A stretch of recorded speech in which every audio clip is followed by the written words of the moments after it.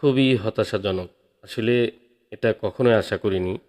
আর এরকম একটি মাদারবোর্ড আমি দেখতে পাবো এটিও ধারণা ছিল না। দেখুন এই মাদারবোর্ডটির বিভিন্ন জায়গায় লাইনগুলো এমনভাবে ড্যামেজ হয়েছে যে এই ফোনটির ক্ষেত্রে আসলে এটা আশা করা যায় না।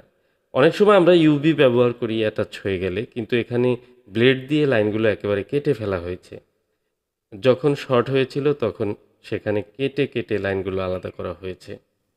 আসসালামু আলাইকুম, সবাই কেমন আছেন? আশা করি সবাই ভালো আছেন। তো আজকে এমন একটি পার্সেল এসেছে, এটি ঢাকা উত্তরা থেকে এসেছে। আর এটি পাঠিয়েছেন আরমান ভাই। আরমান ভাই মূলত ওনার এই পুরনো ফোনটি, মানে ফোনটি একবার মনে হয় পুরনো কিনেছিলেন। তো দেখুন উনি আবার চিরকুট লিখেছেন, মানে কম্পিউটার টাইপ করে দিয়েছেন, অনেক কিছু লিখেছেন। যা হোক, ওনার সাথে আসলে আমার এর আগে দেখাও হয়েছিল এবং কি উনি আমার শপে এসেছিলেন। সব মিলিয়ে ওনার এক্সপেকটেশন আমার কাছে অনেক বেশি। ঠিক আছে? এটি বলে বোঝানোর মতো না। দেখুন ওনার চিরকুটটি দেখেই কিন্তু আপনারা কিছুটা হলেও অনুমান করতে পারবেন। যা হোক, আসলে ফোনের ভিতরের কন্ডিশন না জেনে কোনো কিছু বলা যায় না। তারপরেও উনি একটি ফোন পাঠিয়েছেন। মাদারবোর্ডগুলো দেখি আগে। উনি ২টি মাদারবোর্ড পাঠিয়েছেন আমার কাছে। মূলত একটি ফোন অনেকদিন আগে পুরনো কিনেছিলেন। সেই ফোনটি কেনার পর কন্ডিশন একেবারে খারাপ ছিল। দেখুন এই ফোনটিতে কোনো আইসিই ছিল না এবং কি ২টি মাদারবোর্ড দেখতে পাচ্ছি। একটি মাদারবোর্ড খারাপ ছিল, যে কারণে উনি আরেকটি মাদারবোর্ড কিনেছেন। তো উনি ঢাকা থেকে, মানে উত্তরা থেকে উনি যাত্রাবাড়ি গিয়ে একটি মাদারবোর্ড কিনেছেন, উনি আমাকে জানালেন এবং মাদারবোর্ডের ছবি পাঠিয়েছিলেন। বলল যে মাদারবোর্ডটির কন্ডিশন খুব ভালো। তো আমি মাদারবোর্ডটি বললাম যে পাঠিয়ে দিন। আর এই মাদারবোর্ডটি মূলত ঢাকাতে দেখানো হয়েছিল, ঢাকা মোতালেব প্লাজায় সম্ভবত কাজ করেছে। উনি আমাকে বলল যে মাদারবোর্ডটি বাহির থেকে তো ভালোই ফ্রেশ মনে হচ্ছে, তো আপনি চেষ্টা করেন, হয়ে যাবে। মানে আমি সব ধরনের ফোন কাজ করি, অনেক ভিডিও শেয়ার করি। আসলে যেই জায়গা থেকে ওনার একটি অনেক বড় আশা যে আমার কাছে ফোন পাঠালে হয়ে যাবে, সেটি যেভাবেই হোক, যে কন্ডিশনেই থাকুক। তো এই যে মাদারবোর্ডটি আপনাদের দেখাচ্ছি, বাহির থেকে দেখে হয়তো আপনারা কিচ্ছু বুঝতে পারবেন না। মনে হবে যে শেলটি কেটে হয়তো আইসিগুলো রিবোলিং করা হয়েছে। আর সাধারণত একটি আইসি, মানে এই ফোনগুলো ডেড হয়ে যায়। ডেড হয়ে গেলেই রিবোলিং করে সবাই। রিবোলিং করলেই তো ফোনগুলো অন হয়ে যায়। কমন একটি সলিউশন তো রয়েছে, যে কারণে রিবোলিং করে।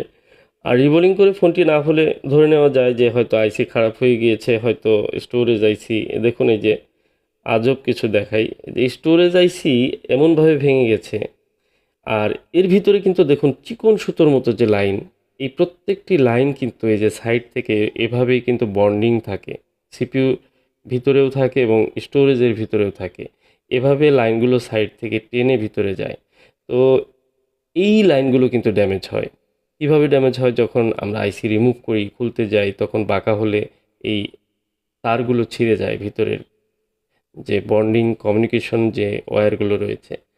তো এরকম ওয়্যার দিয়ে কিন্তু একটি স্ল্যাব থেকে আরেকটি স্ল্যাবের মধ্যে লাইনগুলো যায়। এটি একদম কমন কিছু বিষয় আছে যেগুলো প্রত্যেকটি চিপের ভিতরে কিভাবে কাজ করে, সেই জিনিসগুলো যদি জানা থাকে তাহলে আইসিটি ড্যামেজ হওয়ার সম্ভাবনা অনেক কমে যাবে আপনার কাছে। তো যা হোক, এই আইসিগুলো যখন হিট দেই তখন অনেক সময় কিন্তু আমাদের কাছে এই লাইনগুলো ছিঁড়ে যেতে পারে, ভিতরে যে সূক্ষ্ম লাইনগুলো, এবং কি আইসি রিমুভ করার সময় এই লাইনগুলো ছিঁড়ে যায়, যে কারণে আইসিগুলো ড্যামেজ হয়ে যায়। তো এই ফোনটির ক্ষেত্রে আসলে কি ড্যামেজ আছে সেটি দেখব। পাওয়ার সাপ্লাই দিয়ে চেক করলাম, যেহেতু অন হচ্ছে না, বা এটি মনে হচ্ছে যে আইসি তো একেবারে দেখাই যাচ্ছে যে ভেঙে গেছে। এই আইসিগুলো তো চেঞ্জ করতেই হবে, বাট আমি চেঞ্জ করার মতো কন্ডিশনে আছে কিনা সেটি আমাকে আগে দেখতে হবে। যে কারণে আমি আগে আইসিগুলো রিমুভ করে নেব। আইসি রিমুভ করে এরপর মাদারবোর্ডের ভিতরের যে, মানে যেখানে আইসিটি বসবে সেই লাইনগুলো কেমন আছে।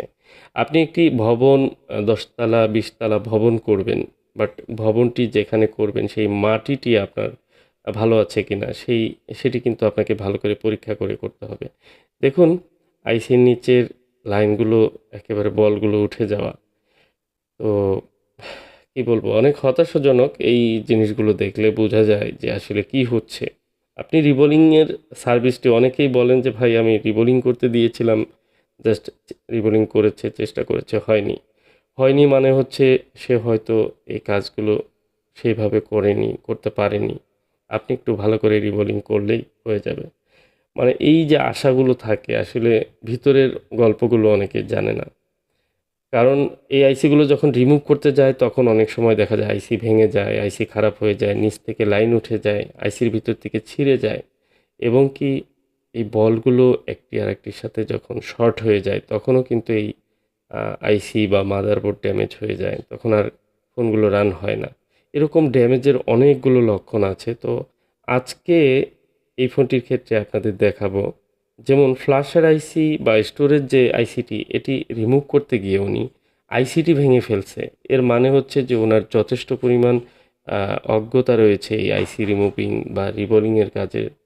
কারণ অনেকে আছে যারা একবারে নতুন শিক্ষানবিশ, এখনও কাজগুলো ওইভাবে করতে পারছেন না, তাদের হাতেও আপনার ফোনটি যদি পড়ে যায় তাহলে কিন্তু এই ফোনটি একেবারে ড্যামেজ হয়ে যাবে। আর এসব ঘটনা কিন্তু প্রতিনিয়ত ঘটতেছে, প্রতিনিয়ত। আমার কাছে যেহেতু অনেকেই ফোন করেন, সকালে ঘুম থেকে উঠেই দেখা যায় কিছু হোয়াটসঅ্যাপে মেসেজ আছে যে এরকম ভাই দেখিয়েছিলাম হয়নি, এখন ভিডিও দেখলাম আপনার আপনার ভিডিও দেখে আমার মনে হলো ঠিক হবে। তো আসলে এই যে বিষয়গুলো, কথাগুলো আবেগ দিয়ে আসলে কিছু চলে না অনেক সময়। এই ফোনটির ক্ষেত্রে যে কন্ডিশনটি, এই কন্ডিশন দেখে আমাকে যখন এই ফোনটির ছবি পাঠিয়েছিল তখনই আমি বলেছিলাম যে এই ফোনটির মধ্যে এমন কিছু কাজ হয়েছে যেটা দেখে আমার মনে হচ্ছে যে মাদারবোর্ডটির কন্ডিশন ভালো হবে না। কারণ এই ফোনটির সিপিইউর পাশে ইউভি গ্লু দেওয়া দেওয়া আছে, যে কারণে বোঝা যাচ্ছে যে মাদারবোর্ডের যে প্যাডগুলো, বল প্যাড, এগুলো খারাপ হয়ে আছে, মানে কোথাও কোনো প্রবলেম আছে। ১ নাম্বার। ২ নাম্বার হচ্ছে যে লোক আইসি খুলতে গিয়ে আইসি ভেঙে ফেলে, সেই কাজের যে দক্ষতা এটি সম্বন্ধে অনেকটাই অনুমান করা যায় যে এই ফোনটির ভিতরের কন্ডিশন কী হতে পারে। তৃতীয় হচ্ছে যে অনেকগুলো ক্যাপাসিটর কিন্তু মিসিং রয়েছে এই ফোনটিতে। কোনো দক্ষ টেকনিশিয়ান কিন্তু ক্যাপাসিটর এভাবে রিমুভ করবে না বা ভেঙে ফেলবে না। তো অনেকগুলো বিষয় আছে এবং কি সিপিইউর পাশে বেশ কিছু রেজিস্টর নেই, কিছু ক্যাপাসিটর নেই, এগুলো মিসিং রয়েছে। তো সব মিলিয়ে এবং কি পাওয়ার আইসিটিও কিন্তু এই ফোনটি রিমুভ করা হয়েছে। তো এরপরেও দেখুন আপনাদের দেখাচ্ছি যে ক্ষত বিক্ষত মাদারবোর্ডের যে লাইনগুলো, এগুলো ক্ষত বিক্ষত। এখানে আমি নতুন একটি প্রসেসর কিভাবে ইনস্টল করব? এটি কখনোই কিন্তু সম্ভব না, ইনস্টল করলেও কিন্তু চলবে না। আর এই ফোনটি কোনো মতে যদি রান করেও দিই, এই ফোনটি কিন্তু মুহূর্তের মধ্যে ড্যামেজ হয়ে যাবে।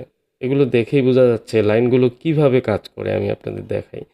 এই যে বলগুলো আপনারা ছোট্ট ছোট্ট গোল গোল বল দেখতে পাচ্ছেন, এই বলগুলো একটি ড্রয়িংয়ের মাধ্যমে, একটি ডিজাইনের মাধ্যমে কিন্তু সুন্দরভাবে বিন্যস্ত করা থাকে মাদারবোর্ডে এবং কি একটি আরেকটির সঙ্গে কিন্তু অনেক সময়ই দেখা যায় যে সেগুলোর লাইন এক হয়ে থাকে, যে কারণে যখন আপনারা পরিষ্কার করতে যাবেন এই লাইনগুলো পরিষ্কার করতে গিয়ে উপরে যে কালার কোডিং থাকে, মানে একটি রং দিয়ে লাইনগুলোকে বিচ্ছিন্ন করা থাকে, সেই রঙগুলো উঠে গেলেই লাইনগুলো একত্রিত হয়ে যায়, রুট লাইন।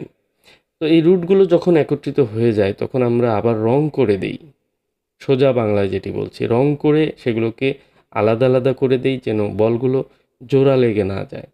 তো এই কাজটি উনি কিভাবে করেছে? উনি যেটি করেছে, উনি যখনই দেখছে যে রং উঠে গেছে এবং ২ টি লাইন একত্রিত হয়ে গেছে, তখন উনি ব্লেড দিয়ে উনি একত্রিত করেছে। আর ১ টি ২ টি জায়গা না, দেখুন আপনাদের দেখাচ্ছি ইউভি আ কোথায় কোথায় লাইন ড্যামেজ আছে, এতগুলো জায়গা। আমি এই যে কলম দিয়ে, একটি মার্কার পেন দিয়ে আমি চিহ্ন করছি যে কতগুলো জায়গাতে ড্যামেজ হয়েছে।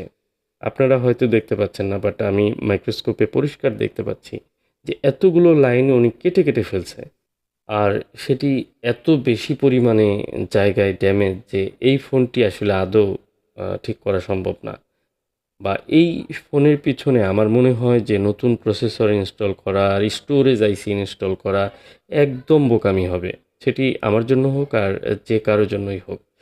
এর চেয়ে আরেকটি ফোন কেনা অনেক ভালো। তো যা হোক, আসলে অনেক আশা নিয়ে আরমান ভাই আমার কাছে ফোন পাঠিয়েছেন। আমার মনে হচ্ছে যে আরমান ভাইকে আমি নিজে একটি ফোন কিনে দেই। দেখুন স্টোরেজ আইসির নিচের বলগুলো উঠিয়ে ফেলছে। তো যা হোক, আসলে বাহিরে থেকে আরমান ভাই বুঝতে পারেনি যে এই ফোনটির এই কন্ডিশন থাকবে।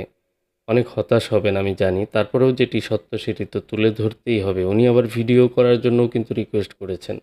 তো ভিডিওতে সত্যিকার বিষয়টি তুলে ধরলাম, আপনাদের সামনেও তুলে ধরলাম। আসলে কেউ যেন ধোঁকা না খায়। অনেকে মনে করেন যে কিছু টাকা সেভ করার জন্য যে একটি পুরনো ফোন কিনে সেটিকে রিপেয়ার করে নেব। কিন্তু মনে রাখবেন যে এই ফোনটি মোতালেব প্লাজার মতো জায়গাতে দেখানো হয়েছে। এর চেয়ে আর কি বলবো? কিছু বলার নেই।